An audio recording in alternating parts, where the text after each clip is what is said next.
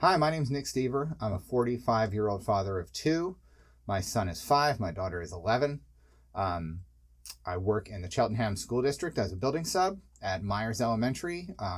So I work a lot with 3rd and 4th grade, as well as, bouncing around and with different subbing assignments. And I do, when all the teachers are present, I typically go into the autistic support classroom, or one of the 2 autistic support classrooms that we have, usually the sort of the lower classroom, where we have a lot of nonverbal students and we work with talkers. So as far as literacy goes, that's where all that stuff goes, teaching reading, sight words, alphabet, a lot of stuff like that. And just teaching kids how to, articulate using their device. I I'm excited to teach reading in school. I really want, over more than anything, to have, students really walk away from the classroom with a love for all the things that we do. I just want to show them that there's a lot of fun stuff there, and a lot of fun stuff that they can do with writing.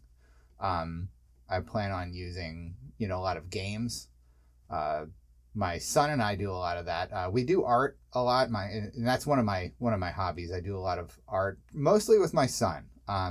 That's sort of our nightly routine at bedtime. We lay in bed, got a little reading light, little pouch of colored pencils, and we come up with different things that we like to draw. So last night we were drawing cars, but oftentimes we draw houses or superheroes or monsters, or he's been really into big cats lately. So we've been drawing lions and cheetahs and tigers, and usually he makes them into rainbow tigers and rainbow lions and rainbow cheetahs.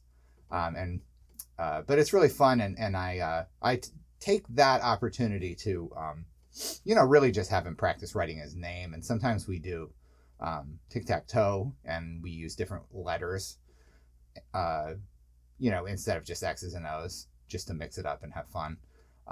So he'll be R, his name's Ronan, and I'll be N. And so we just had parent-teacher conference this week, and the teacher told us he's in pre-K. So the teacher told us that he's doing good, and it made me feel good, like that what the work that we're doing at home is paying off. But mostly it's just us having fun. So that's the kind of classroom that I want to have. With regards to reading, I want kids to find things that they love and explore them. I'm a big fan of the library as a resource at school. I feel like library class is a very student-driven, one of the only purely student-driven classes. I mean, it's not purely student-driven, but there's a big, huge component of it. When I was in school, we had a great library. I would take out all the Time Life books on the paranormal. There was, stuff about cryptids and stuff about psychic stuff and ghosts and haunted houses and occult. And I remember, in maybe 2nd grade in Catholic school, learning about Aleister Crowley and stuff like that. And, in retrospect, it's humorous.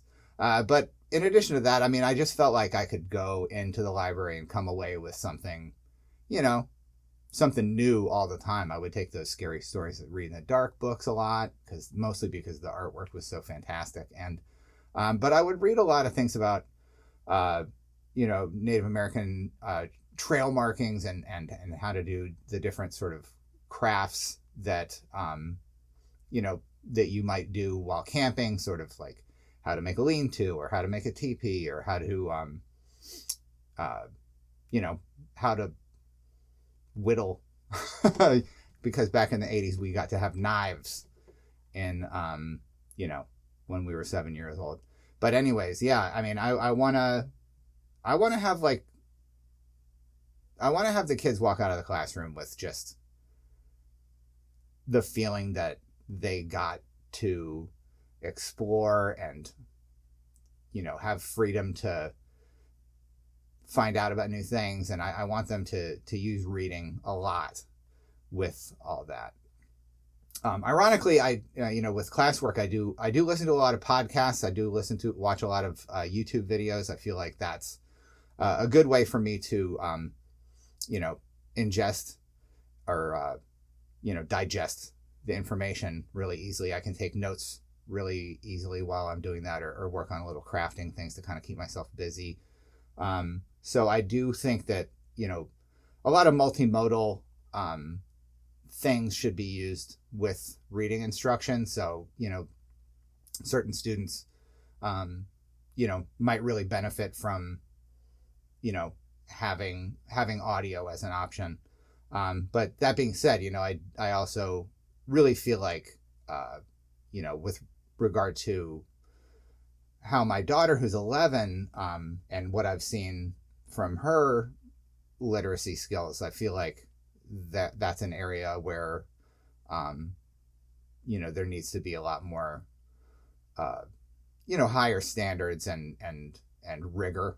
And so I do want to challenge students, but I feel like there's a certain amount of where you're talking about content and things like that where there should be some flexibility. I've been following along with all of the Reading Wars stuff. I'm kind of curious to dive into all that stuff. That's one of those things. My wife was like, "What were you talking about?" in the parent-teacher conference, Fontaines and Pinnell and Science of Reading.